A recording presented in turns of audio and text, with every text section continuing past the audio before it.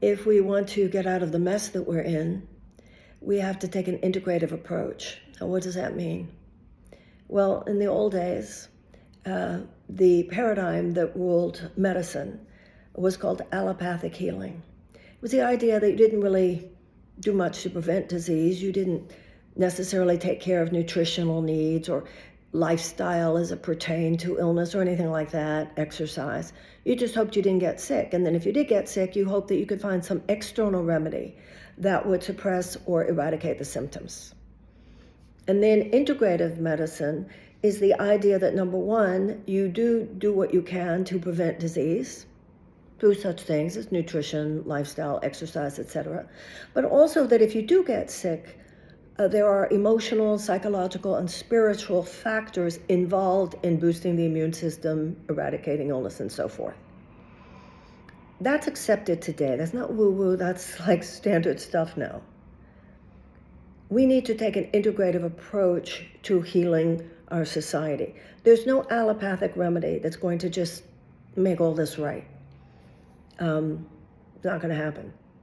This is a disease where, among other things, we have to boost our societal immune system, and each and every one of us need to see ourselves as an immune cell within the wounded body politic.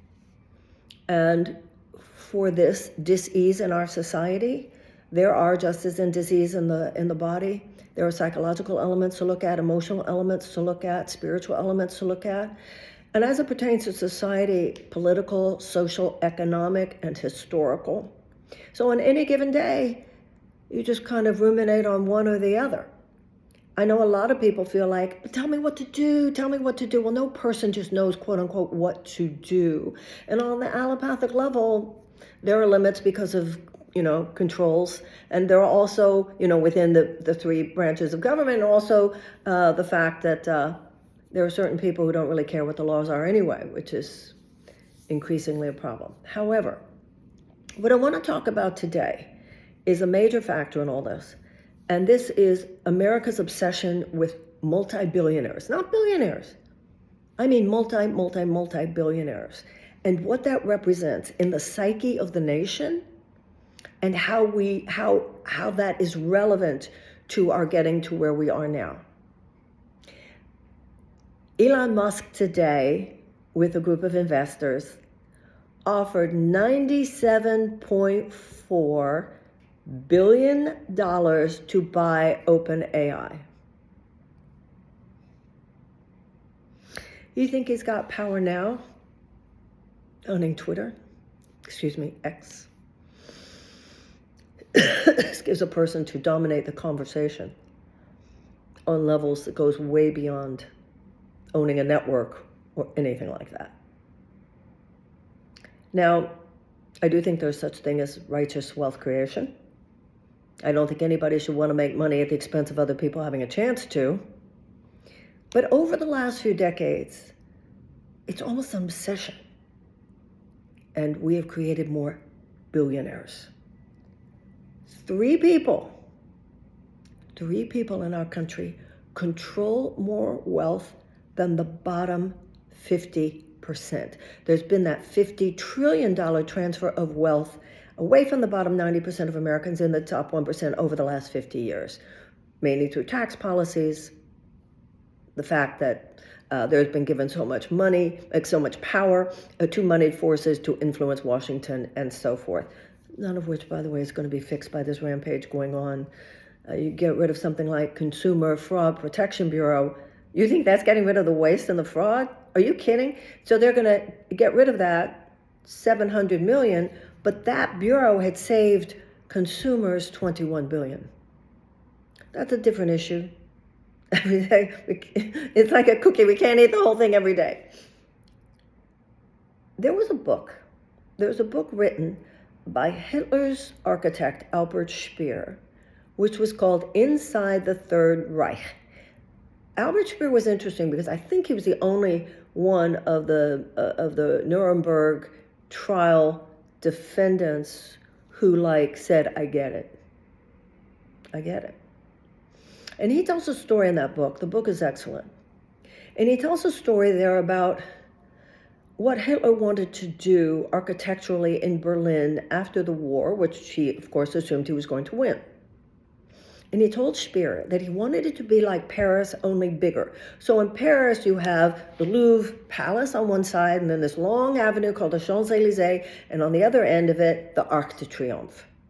So Hitler said, I want to do that, but much bigger. And Speer points out that anytime a civilization is in decline, one of the symptoms is giantism. And he talked about Roman architecture, ancient Roman architecture versus ancient Greek architecture. In ancient Roman architecture, well, in Greek architecture, it's human scale. Ancient Roman architecture, big, big, big, big, big. Things become too big, out of the natural order. I said to a friend of mine once, who is a billionaire, I think something happens to you guys around 750 million. And he laughed. He said, what happens to us at 750 million? I said, I think until then, you get that the rules of civilization apply to you. And then something happens. And he laughed and he said, yeah, I think that's about the number. And that was many years ago. So I'm not sure that would be true of billionaires today. Certainly someone like Oprah, I think, is a wonderful billionaire who has earned her money righteously and has done so much good in the world. But now we're talking about people who have billions and billions and billions and billions and billions. Not only that, we look to that as some measure of greatness in and of itself.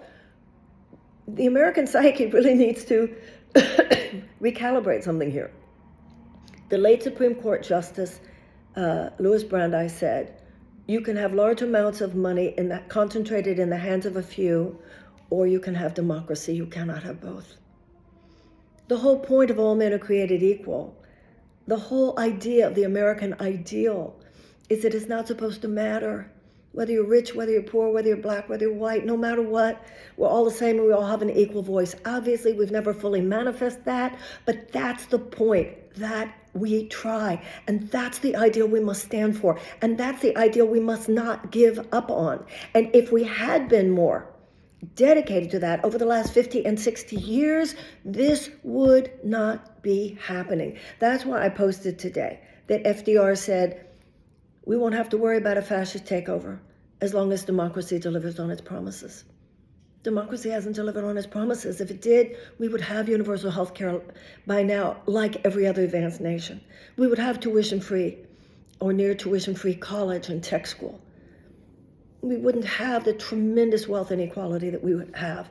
The people who made the laws would understand that you are creating a big, fat hole that the worst ideological temptations and forces, including neo-fascism, can walk into if you create too much suffering and create too much desperation. And when you give people with multi-billions, billions and billions and billions of money the power to stand for their interests, then it completely makes the interests of the people who don't have anywhere near that given less and less, more and more short shrift. So it's not about fighting that, all this business. We're going to fight that which is undemocratic. We're going to resist that which is undemocratic. No, what we have to stand for is that which is democratic. You stand for what is right, and that which is not right falls away. We've got to stand for radical equality of opportunity. And when we are okay with the idea that somebody with billions and billions and billions and billions and billions and billions of dollars can exercise the kind of control. I don't know Elon Musk personally. I'm sure he's a nice person. I don't have any judgment on him. He's an innocent child of God, like we all are. But this man, when people say he's doing this, they're doing all this because they're trying to save the money so that they can extend the $2 trillion tax cut from 2017, where 83 cents of every dollar goes to the richest corporations and individuals, and there were middle-class tax cuts in there that were good. In extending that, that is going to cost us $4 trillion in the budget over the next 10 years. This is not about saving money.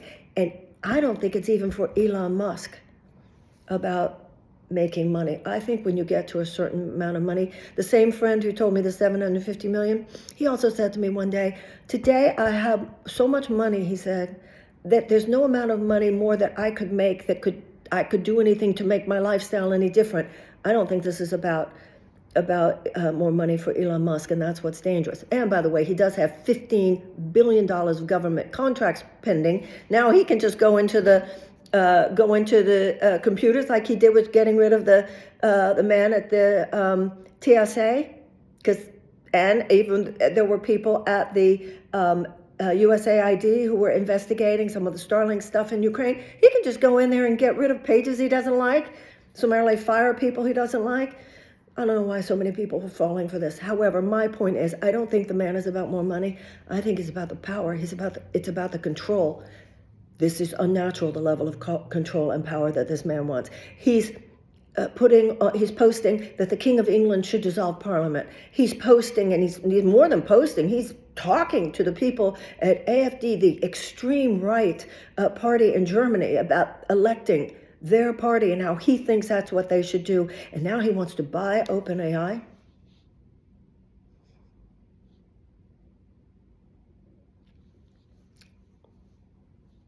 It's not good. You don't let somebody with billions and billions and billions and billions of dollars, for very little reason other than that, drive the car. Yeah, he's a genius in engineering. It's the bridge between the head and the heart that is our salvation.